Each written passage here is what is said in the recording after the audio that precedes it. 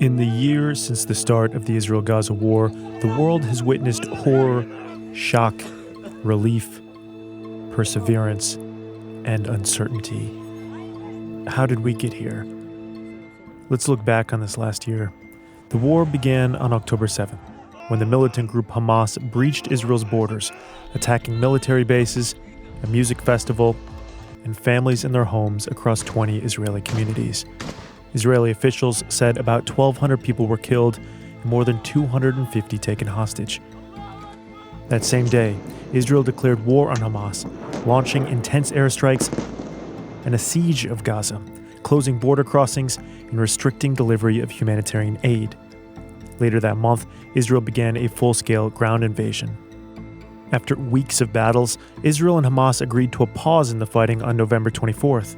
Hamas released 100 hostages, and Israel released 240 Palestinian prisoners. Humanitarian aid delivery increased, but heavy fighting resumed after 7 days. By late December, Gaza's health ministry recorded over 20,000 Palestinians killed. In the new year, humanitarians' warnings of imminent famine spurred countries to brainstorm how to get more aid into Gaza. Some pressed Israel to allow in more trucks. Others tried dropping aid boxes from planes. On March 7th, President Biden, in his State of the Union address, announced plans for a floating aid pier. But the estimated $230 million project was plagued by problems. By mid-July, the U.S. had permanently shuttered the project, and the need for aid in Gaza only increased. Across the world, protests against the war were picking up steam. On April 17th, students at Columbia University occupied parts of campus, setting up tents and refusing to leave. Similar demonstrations cropped up at other schools, drawing the attention of some in Congress. House Republicans questioned the protesters' motives. Columbia administrators called in police, who dismantled the encampment and arrested protesters. Meanwhile, Israel was preparing for its most controversial military operation in Gaza yet. On May 6, Israeli forces invaded the southern Gaza city of Rafah, where more than 1 million displaced Palestinians had sought refuge. President Biden cautioned Israel that he would withhold weapons if troops moved into population centers. But Israel was undeterred, sending forces into central Rafah. Hundreds of thousands of Palestinians were displaced again, deepening the humanitarian crisis. By June, as its military pressed deeper into Gaza, calls grew inside Israel to rescue the nearly 100 remaining hostages.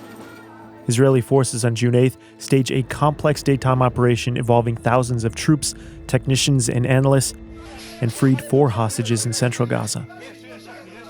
The raid killed more than 270 Palestinians, according to Gaza health officials. So far, 8 Israeli hostages have been rescued and the bodies of 36 hostages recovered. Only a few dozen are still believed to be alive. As fighting in southern Gaza intensified, so did attacks along the Israel-Lebanon border. Israel for months had traded rocket fire with Hamas ally Hezbollah, an Iran-aligned militant group in Lebanon. On September 27th, an Israeli airstrike on a Beirut suburb killed Hezbollah's leader, Hassan Nasrallah. 4 days later, Israel kicked off a ground invasion into Lebanon.